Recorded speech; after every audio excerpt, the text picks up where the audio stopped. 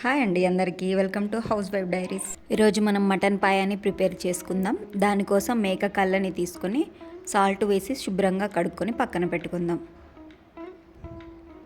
ముందుగా మనం పాయాలోకి ఆనియన్ పేస్ట్ని ప్రిపేర్ చేసుకుందాం.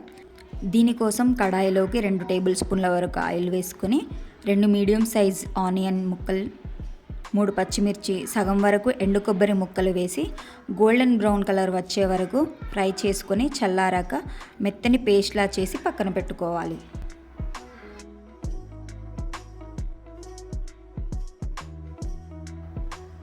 తర్వాత స్టవ్ ఆన్ చేసి కుక్కర్ పెట్టుకొని తగినంత ఆయిల్ వేసుకొని ఆయిల్ హీట్ అయ్యాక బగారాకు 4 లవంగాలు, చెక్క, యాలకులు, తర్వాత పచ్చిమిర్చి, ఆనియన్స్ వేసుకొని ఫ్రై చేసుకోవాలి.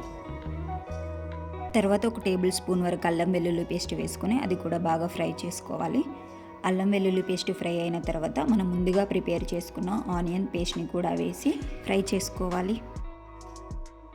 తర్వాత ఇందులోకి 1 టేబుల్ స్పూన్ వరకు పసుపును కూడా వేసి బాగా కలుపుకోవాలి.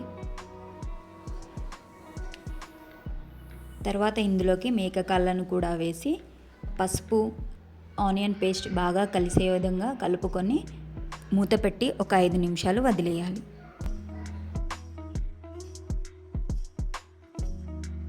ఐదు నిమిషాల తర్వాత మూత తీసి కూరలోకి తగినంత కారం, తగినంత ఉప్పు, 1 టేబుల్ స్పూన్ ధనియాల పొడి, 1/2 టేబుల్ స్పూన్ గరం మసాలా వేసి కలుపుకొని ముక్కలకి కారం, ఉప్పు పట్టే వరకు ఒక 5 నిమిషాలు మూత పెట్టి ఉడికించుకోవాలి.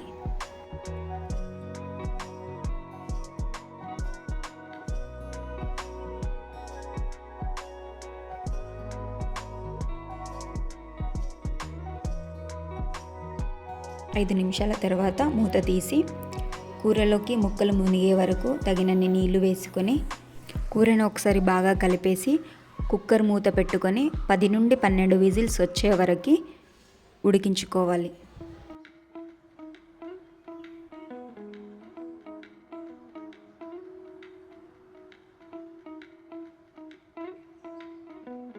పన్నెండు విజిల్స్ వచ్చాక కుక్కర్ని ఆపేసి మూత తీసి ఇందులోకి కొద్దిగా కసూరి మేతి, కొత్తిమీర వేసుకొని ఇంకో 5 నిమిషాలు ఉడికించుకోవాలి.